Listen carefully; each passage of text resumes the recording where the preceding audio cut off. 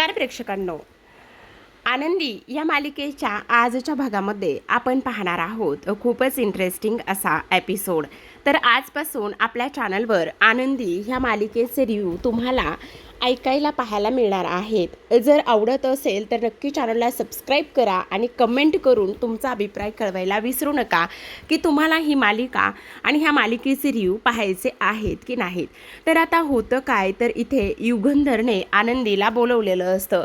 आनंदी ही एक ब्लाइंड किंवा आंधळी मुलगी आहे, तिला तिच्या डोळ्याने दिसत नाही, पण ती एवढी हुशार आहे की काही विचारूच नका। आता जेव्हा आनंदी युगंधरच्या घरी येते त्यावेळेस आता युगंधर तिला विचारत असतात, खरं खरं सांग, कुठे गेली होतीस तू? न्यूजवाल्यांकडे गेली होतीस? न्यूज चॅनलला तू इकडे काय काय सांगितलंस? तुझ्या अशा वागण्यामुळे काय काय झाले तुझ्या लक्षात येते का? त्याच वेळेला आनंदी म्हणत असते, मालक साहेब माझं एकदा तुम्ही ऐकून घ्या। तेव्हा युगंधर म्हणत असतो, काय आणि कसलं ऐकून घ्यायचंय? अगं, ह्याच हाताने तुमचं घर विकायला काढलं होतं, ह्याच हाताने तुमच्यावर आलेली परिस्थिती मी डावलून आणि तुम्हाला न्याय मिळवून देण्याचा पूर्ण प्रयत्न केला होता। तुम्ही त्याच हातावर इथे घाव घातलात का? असं केलंस आनंदी? का अशी वागलीस तू? अगं, तू अशी आहेस, हतबल दुर्बल आहेस आणि त्यामुळे मी तुझी आणि तुझ्या परिवाराची मदत करत होतो, पण तू शेवटी इथे विश्वास ठेवण्याच्या लायकीची सुद्धा नाही आहेस। का असं वागलेली आहेस? का अशी आमची फसवणूक केलीस? तुझ्या अशा वागण्यामुळे काय काय होऊ शकतं आणि काय काय नाही, ह्या गोष्टी तुला समजतायत का आनंदी? आत्ताच्या आत्ता इथून पुढे माझ्या घरामध्ये पाऊलसुद्धा टाकायचं नाही आणि इथून चालतं व्हायचं, समजलं तुला? पुन्हा तोंडसुद्धा दाखवायचं नाही आणि आमच्या कंपनीमध्ये पायसुद्धा ठेवायचं नाही। तेव्हा आनंदी म्हणत असते, मालक साहेब तुम्ही माझं एकदा ऐकून घ्या ना, मला एक संधी बोलण्याची द्या ना प्लीज। मी काय म्हणते ते एकदा तुम्ही ऐकून तरी घ्या। त्याच वेळेला युगंधर म्हणत असतो, नाही, काय ऐकून घ्यायचंय तुला? तुला आणखी काय त्याच्यावर बोलायचं आहे? तुझ्या एक गोष्ट लक्षात येते का? मला तुझं काहीही ऐकायचं नाही आणि तुझी कोणतीही गोष्ट मला ऐकून घ्यायची नाही आहे, असं ते बोलत असतात। त्याच वेळेला आता हे सगळं काही बोलल्यानंतर तू हा व्हिडिओ बघ आणि हा व्हिडिओ बघितल्यानंतर तुला अजून काही ह्याबद्दल बोलायचं आहे का? तुझ्याकडे आणखी हे सगळं काही बोलण्यासाठी वेगळं असं काही आहे का? सांग ना, बोल बोल आनंदी बोल। ह्या व्हिडिओमध्ये जी बोलणारी आहे ती तूच आहेस ना? मग हे सगळं काही होत असताना सुद्धा तुला आणखी काही गोष्टी इथे बोलायच्या आहेत का? त्यामुळे मला तुझं काही एक ऐकून घ्यायचं नाही। आत्ताच्या आत्ता इथून तू चालती व्हायचीस, आत्ताच्या आत्ता तू हे तुझं तोंड माझ्यापासून दूर करायचं आहेस, मला तुझं काहीही ऐकायचं नाही। तुझ्या अशा वागण्यामुळे काय काय आणि कशा पद्धतीने हे सगळं काही झालंय हे तुला समजणार सुद्धा नाही आनंदी। आता तर मला चांगुलपणा कोणावर दाखवावा, काय करावा, ह्या सगळ्या गोष्टी इथे आता खूपच जास्त म्हणजे विचार न करण्यासारख्याच झालेल्या आहेत। तेव्हा आनंदी एकच बोलत असते, मालक साहेब माझं ऐकून घ्या ना, तुम्ही प्लीज माझं ऐकून घ्या ना। हे बघा, तुमचा काहीतरी गैरसमज होतोय, मी असं काहीच नाही केलेलं, तुम्ही माझं ऐकून घ्या। पण तरीसुद्धा आता युगंधर काहीच ऐकून घेत नाही आणि तेव्हा तिला तो सरळ सरळ तिथून निघून जाण्यासाठी सांगत असतो। आता आनंदी मात्र तशीच बाहेर पडते। आनंदी तशीच बाहेर पडल्यानंतर आता म्हणत असते, नाही, हे सगळं माझ्याकडून करून घेतलंय, काही जरी झालं ना तरीसुद्धा एक गोष्ट मात्र नक्की आहे, येणाऱ्या 12 तासामध्येच मी स्वतःला निर्दोष सिद्ध करेल आणि जे काही हे कुणी केलं आहे ना त्याला मी ह्या जगासमोर येणाऱ्या 12 तासामध्येच घेऊन येईल, असं ती बोलते। आणि त्यानंतर तिथे झालेला तो सगळा प्रकार तिला आठवतो।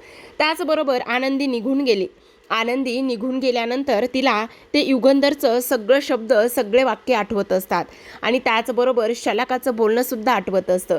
ह्या शलाकाने माझ्या पाठीत खंजीर खुपसलाय ही सुद्धा गोष्ट तिला आठवत असते। आता युगंधर शिर्केला म्हणत असतात, शिर्के काय चाललंय हे सगळं? एवढा मोठा अकाउंटचं, त्याचबरोबर इकडे ह्या सगळ्या इन्शुरन्सचा एवढा घोटाळा झालाय आणि एवढा सगळा घोटाळा होऊन सुद्धा तुम्ही मला एकही शब्द इथे सांगितला नाही, का असं वागलात? का असं केलंय? अहो शिर्के, तुमच्या गोष्ट लक्षात येते का? अहो, या भिंतींना सुद्धा कान असतात, ह्या भिंतींनासुद्धा ज्या गोष्टी लपून ठेवतोय ते समजत असतं. मग तुम्ही असं का वागलात? का माझ्यापासून हे सर्व सत्य लपून ठेवलेत? बोला. त्याच वेळेला शिर्के म्हणत असतात, तेच साहेब तेच, मी तुम्हाला सांगण्याचा प्रयत्न करणार होतो आणि मी हे सगळं काही इथे येता हा जो काही घोटाळा आणि ह्या सगळ्या गोष्टी आहेत ना त्या निस्तरण्याचा प्रयत्नसुद्धा करणार होतो. अहो शिर्के, पण एवढं सगळं काही होतंय, एवढ्या गोष्टी होत आहेत तरी सुद्धा तुम्ही माझ्या कानावर ह्या सगळ्या गोष्टी येऊ देत नाही आहेत. अहो अकाउंटंट आणि त्याचबरोबर जे काही इन्शुरन्सवाले आहेत त्यांना दोघांना सुद्धा समोरासमोर बसवा ना. त्यावर शिर्के म्हणत असतात, तेच करण्याचा प्रयत्न करत होतो साहेब, तेच मी इथे सगळं काही हँडल करण्याचा प्रयत्न करत होतो, पण त्याआधीच ह्या सगळ्या गोष्टी झाल्या. आता हे सर्व झाल्यानंतर आता लगेचच इथे युगंधर म्हणत असतो, आबांना काहीही कमी पडता नको, आबांची व्यवस्थित हॉस्पिटलमध्ये काळजी घ्या. त्याचबरोबर आणखी एक सर्वात महत्त्वाची गोष्ट म्हणजे काही जरी झालं तरीसुद्धा आता ह्या सगळ्या गोष्टीतून कसं बाहेर पडायचं आणि काय करायचं हे लवकरात लवकर पाहावं लागेल. तेव्हा शिर्के म्हणत असतात, मालक तुम्ही काळजी करू नका, पोचलं आमच्यापर्यंत. कसं पोचलं तुमच्यापर्यंत नाही समजत मला, पण ह्या सगळ्या गोष्टी अशा नको व्हायला होत्या. अहो कामगार म्हणजे आपल्यासाठी किती आणि काय काय आहेत हे तुम्हाला माहिती नाही का? मग तरीसुद्धा ह्या गोष्टी अशा पद्धतीने झाल्याच कशा, असं पुन्हा एकदा ते म्हणत असतात. त्याचबरोबर आपण पाहतो हे सगळं काही झाल्यानंतर आता इथे मात्र दुसऱ्या बाजूला आनंदी घरी येते. आता आनंदी घरी आल्यानंतर आपल्याला असं पाहायला मिळतंय की लगेचच इकडे आनंदी आणि तिची छोटी बहीण ह्या बोलत असतात. तेव्हा आनंदी म्हणत असते, नाही काही जरी झालं ना तरीसुद्धा इथे आता त्या माणसाला, त्या रिपोर्टरला शोधलं पाहिजे. त्याचं नाव काय होतं असं म्हणून ती आठवण्याचा प्रयत्न करते. त्याच वेळेला तिची छोटी बहीण तिला मदत करत असते, म्हणत असते, आठव ना ताई, ताई प्लीज आठव गं, अगं तुला सगळं काही आठवेल, लक्षात घे. त्याच वेळेला तिला आता आठवतं की त्या रिपोर्टरचं नाव होतं अरुण असं नाव आठवल्याबरोबर ती लगेचच म्हणत होती त्याचं नाव अरुण आहे. आणि तेव्हा तो आता लगेचच म्हणत असतो, पिंट्या तू काळजी करू नकोस, सोशल मीडिया एवढा व्हायरल आणि एवढा फास्ट आहे ना की काही जरी झालं ना तरी 1-2 मिनिटामध्येच आपल्याला ते सगळं काही शोधता येईल, असं म्हणून तो आता शोध मोहीम सुरू करत असतो. आता शोध मोहीम सुरू केल्याबरोबर इकडे आपण पाहतो की इकडे अरुण नावाचे 2 इकडे रिपोर्टर असतात आणि तेव्हा तो म्हणतो, अरे 2 रिपोर्टर आहेत. मग आता आनंदी म्हणत असते, अरे पिंट्या दादा असं काय करतोयस, एक गोष्ट बघ ना, ज्या चॅनलवरून ती न्यूज व्हायरल झाली त्या चॅनलवर कोणता अरुण काम करतोय. मग आता पिंट्या पुन्हा एकदा सर्च करायला सुरुवात करतो आणि त्यानंतर त्याला ते सगळं काही सापडतं. आता कोल्हापूरमध्ये लाईव्ह जे काही न्यूज चॅनल आहे त्यामध्ये इथे अरुण नावाचा व्यक्ती जो आहे तो काम करत असतो. आणि तेव्हा मात्र आनंदी कसलाही वेळ वाया घालवत नाही. आनंदी आणि त्याचबरोबर तिची छोटी बहीण ह्या दोघी जणी आता त्या न्यूज चॅनलकडे जातात.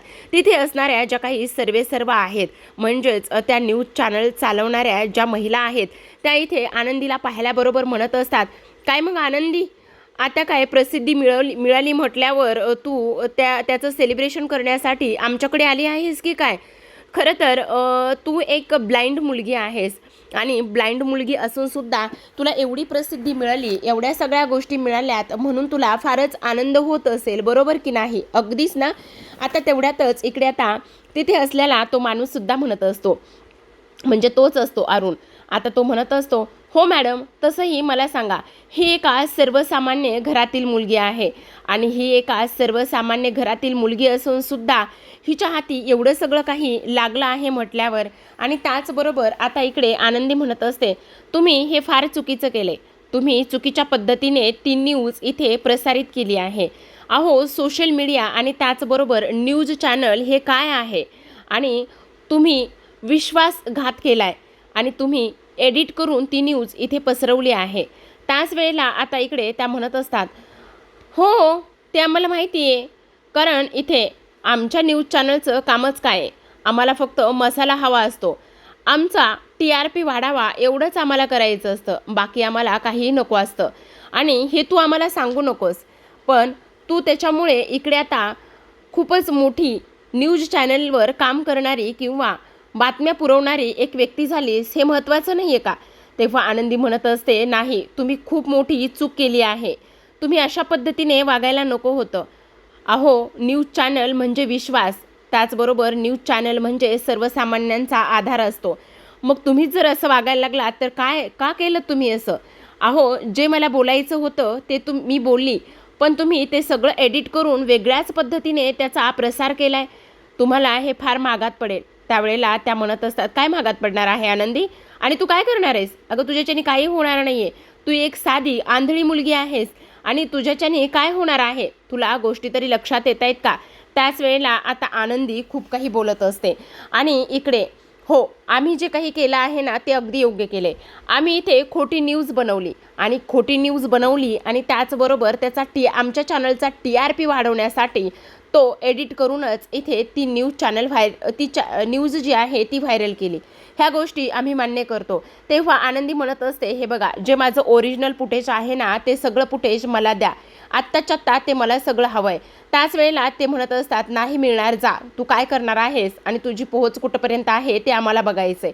आता तेवढ्यातच तिथे ती म्हणत असते, पिंट्या या आतमध्ये, असं म्हणून पिंट्या आतमध्ये येतो आणि पिंट्या आतमध्ये आल्यानंतर जे जे हे न्यूज चॅनलवाले बोलले आहेत ते त्या पिंट्याने सगळं काही इथे रेकॉर्ड केलेलं असतं. आता ते सगळं रेकॉर्ड केल्यानंतर आपण पाहतो की लगेचच आता इकडे त्या न्यूज चॅनलवाल्यांचे जे काही अरुण आणि त्याचबरोबर त्यांचे वरिष्ठ असतात त्यांच्या पायाखालची जमीनच सरकते. आता तो हे सगळं काही दाखवत असतो की तुम्ही फक्त आणि फक्त हे TRPसाठी केले, तुम्हाला फक्त TRP हवा आहे आणि त्याच गोष्टीसाठी तुम्ही हे सगळं काही केलं आहे. तुम्हाला तर मी अजिबात सोडणार नाही आहे. आणि त्याचबरोबर आता हे सगळं सत्य समोर आल्यानंतर आता आनंदी म्हणत असते, आता तुम्ही काय करणार आहात? आत्ता तरी तुम्ही ह्या सगळ्या गोष्टी देणार आहात की नाही?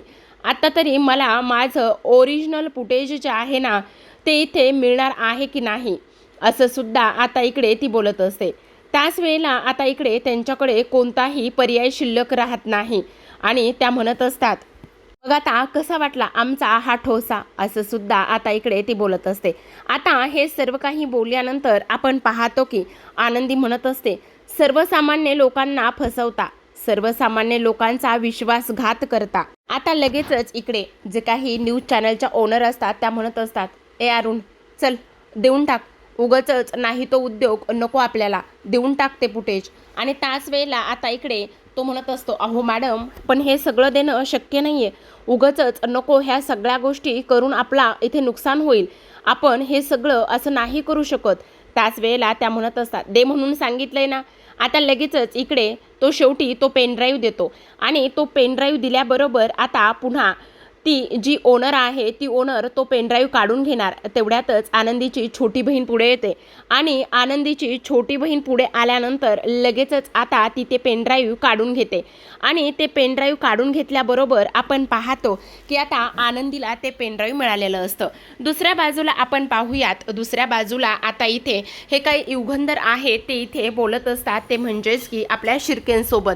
आणि शिर्केंसोबत बोलत असताना आता तेवढ्यातच तिथे आनंदी त्याचबरोबर पिंट्या आलेले असतात आणि ते दोघेही जण आल्यानंतर आता शिर्के पाहतो, त्याचबरोबर युगंधर सुद्धा पाहत असतो आणि इकडे युगंधर मात्र आनंदीवर चिडतो, म्हणत असतो, ह्या मुलीला आत्ताच्या आत्ता इथून पाठवून द्या. ही मुलगी का आणि कशासाठी इथे आलेली आहे? आत्ताच्या आत्ता हिला जायला सांगा शिर्के, मी तुम्हाला सांगतोय ना हिला इथून जायला सांगा म्हणून. आनंदी म्हणत असते, मालक साहेब प्लीज, मालक साहेब हे बघा ना, माझं एकदा ऐकून घ्या मी काय म्हणते ते. बघा ना, मला तुम्हाला एक शेवटची संधी द्या, मला तुम्हाला काही गोष्टी दाखवायच्यात, मला तुम्हाला काही गोष्टी सांगायच्यात, प्लीज असं नका करू. त्याच वेळेला आता इकडे ते म्हणत असतात, शिर्के तुम्हाला सांगितलंय ना ह्या मुलीला आत्ताच्या आत्ता इथून जायला सांगा म्हणून, नाहीतर माझ्या एवढं वाईट काही नसेल. त्याच वेळेला आनंदी म्हणत असते, हे बघा मालक साहेब, जेव्हा मी इथून निघून गेले ना त्याच वेळेस स्वतःला एक वचन दिलं होतं की येणाऱ्या 12 तासाच्या आतमध्येच मी इकडे पुरावे जमा करेन आणि त्यानंतर मी स्वतःला सिद्ध करेन. बघा ना, 12 तासाच्या आतमध्येच मी इकडे पुरावे जमा केलेत आणि स्वतःला सिद्ध करण्याचा प्रयत्न केलाय. मला तुम्हाला फक्त एक हे पुरावे दाखवण्याची संधी द्या. काही जरी झालं ना तरी सुद्धा मला तुम्हाला जे काही सत्य आहे ना ते सत्य सांगायचंय, मला ते सत्य सांगू द्या ना. आणि हे सगळं कोणी केले, कशामुळे केले हे सुद्धा मला तुम्हाला सांगायचंय. आता लगेच शिर्के युगंधरला म्हणत असतात, ऐका ना साहेब, एकदा ती काय म्हणते ते ऐकून घेऊया ना. आणि तेव्हा आता युगंधर म्हणत असतात, ठीक आहे. मग आता आनंदी घडल्यापासून सगळा प्रकार सांगायला सुरुवात करते. तिच्या आबांना जेव्हा ॲडमिट केलं तेव्हापासून, त्याचबरोबर ही जी काही इन्शुरन्स पॉलिसी आहे त्या पॉलिसीचा कसा फायदा होईल, पण ती पॉलिसी इथे आम्हाला भेटत नव्हती आणि त्यामुळे आम्ही घरातले सगळे पैसे जमा करत होतो, पण पैसे कमी पडत होते. त्याच वेळेस तिथे शलाका मॅडम आल्या आणि शलाका मॅडमने आम्हाला पैसे ऑफर केले आणि शलाका मॅडमने पैसे ऑफर केल्यानंतर आम्ही नको म्हटलं, पण तरीसुद्धा त्यांनी आम्हाला त्यांच्या जाळ्यात अडकवलं आणि त्यानंतर त्यांनी मला त्यांच्या ऑफिसमध्ये घेऊन गेल्या आणि माझ्याकडून रेकॉर्ड करून घेतलं. त्याचबरोबर मला माहिती नव्हतं की तिथे न्यूज चॅनलवाला आहे. जेव्हा माझ्या ही गोष्ट लक्षात आली तेव्हा मी त्यांना म्हटलं की तुम्ही हे खूप चुकीचं करताय. इथं तुम्ही एकट्या नाही आहात, आपल्या व्यतिरिक्त इथे तिसराच माणूस आहे. त्यानंतर शलाका मॅडमने मला धक्का दिला आणि धक्का दिल्यानंतर इथे मला सांगितलं निघून जा, कारण हे सगळं आणि सगळं मी तुझ्या मालक साहेबामुळे केले. जे काही सांगायचं आहे ना ते तू तुझ्या मालक साहेबांना जाऊन सांग, असं त्या मला म्हणाल्या आणि हे त्याचं CCTV फुटेज मी घेऊन आले. त्याच वेळेला आता युगंधर म्हणत असतो, ठीक आहे हे CCTV फुटेज तू घेऊन आली आहेस ना, मग आता शिर्के लावा ते CCTV फुटेज, असं म्हणून आता लगेचच शिर्केंना ते CCTV फुटेज लावायला सांगतात. आता शिर्केंना CCTV फुटेज लावायला सांगितल्यानंतर इकडे लगेचच जे काही शिर्के आहे ते CCTV फुटेज लावतात. आता CCTV फुटेज लावल्यानंतर आपण पाहतो की आता ते CCTV फुटेज ऑन होत असतं. त्याच वेळेला तिथे झालेल्या त्या सगळ्या गोष्टी इथे आता समोर येत असतात. कशा पद्धतीने इकडे आता ह्या शलाकाने हा डाव टाकलाय आणि कशा पद्धतीने इथे आता ह्याच्या काही आनंदीचा आंधळेपणाचा, तिच्या दुबळेपणाचा कशा पद्धतीने फायदा घेतलाय, हे सगळं आता त्या CCTV फुटेजमध्ये रेकॉर्ड झालेलं असतं. आणि त्या CCTV फुटेजमध्ये रेकॉर्ड झाल्यानंतर आता आपण पाहतो की इकडे जे काही आपले युगंधर आहेत त्या युगंधरांना मात्र फारच जास्त त्रास झालेला असतो आणि तेव्हा सत्य समजलेलं असतं की ह्या सगळ्या गोष्टीमध्ये आनंदीची मात्र काहीही चूक नाही आहे. ह्या सगळ्या गोष्टीमध्ये आनंदी निर्दोष आहे आणि हे सगळं शलाकाने घडून आणलंय. पण बिचाऱ्या आनंदीला हे सगळं काही भोगावं लागलंय ही लगेचच गोष्ट आता त्यांच्या मनामध्ये आलेली असते आणि तेव्हा ते म्हणत असतात, तू काळजी करू नकोस, आता त्या शलाकाची चांगलीच वाट लागतो. तर आता प्रेक्षकांनो, आजच्या भागामध्ये एवढंच. उद्याचा भाग खूपच इंटरेस्टिंग आहे बरं का, कारण उद्याच्या भागामध्ये आता शेवटी आनंदी निर्दोष आहे हे सत्य समोर आलेलं असतं आणि आनंदी निर्दोष आहे हे सत्य समोर आल्यानंतर आता आपण पाहतो इकडे आता शलाकाला ती न्यूज दिसते. तिला एका माणसाचा फोन येतो, वाघचौरे म्हणून, आणि ते म्हणत असतात, मॅडम तुम्ही न्यूज चॅनल ओपन करा, तुमच्या गोष्टी लक्षात येतील. त्याच वेळेला आता ती न्यूज चॅनल ओपन करते आणि न्यूज चॅनल ओपन केल्यानंतर पाहते तर काय, आता इकडे शलाकाची जी काही कंपनी आहे त्या कंपनीचं लायसन्स इथे रद्द करण्यात आलेलं असतं आणि कंपनीचं लायसन्स रद्द केल्यानंतर आता शलाकाच्या पायाखालची जमीनच सरकते. आता हा जो काही ठोसा इथे मारलेला असतो ना, तो ठोसा असतो फक्त आणि फक्त इथे युगंधरने मारलेला आणि त्यामुळे आता इकडे शलाकाच्या पायाखालची जमीन सरकलेली असते. जी शलाका आत्तापर्यंत इथे फक्त आणि फक्त युगंधरला त्रास देण्याचं बघत होते, त्याच युगंधरला आता इकडे युगंधरमुळे शलाका पूर्ण धुळीस मिळालेली असते. तर इकडे दुसऱ्या बाजूला आपण पाहतो प्रेक्षकांनो की आता युगंधरने आनंदी, त्याचबरोबर इथे आबा आणि आरती ह्या सगळ्यांसोबत खूप मोठा न्यायनिवाडा केलेला असतो आणि तो न्यायनिवाडा म्हणजेच की आता इथे जे काही युगंधर आहेत त्यांनी असं शिर्केंना सांगितलेलं असतं, शिर्के काही जरी झालं ना तरी एक गोष्ट मात्र कायम लक्षात ठेवायची. आता इकडे शलाकाला तर धडा शिकवलाच, पण आता आबांच्या पोरींसाठी सुद्धा काहीतरी करायचं. मग आता शिर्केंचा आनंदीला फोन येतो आणि शिर्के म्हणत असतात, खरं सांगू का मालक साहेब तुमच्यावर खूप खुश आहेत. अगं आनंदी, तू येत्या 12 तासामध्ये स्वतःला निर्दोष केलंस आणि स्वतःला निर्दोष करून हा जो काही पुरावा तू दिलास ना, त्यामुळे मालक साहेब फार खुश झालेले आहेत. तेव्हा आनंदी आता आनंदात असते आणि म्हणत असते, काय सांगताय? आणि आणखी एक आनंदाची गोष्ट तुला सांगायची, अगं आरतीचं सुद्धा आता इकडे मालक साहेबांनी लग्न ठरवलंय.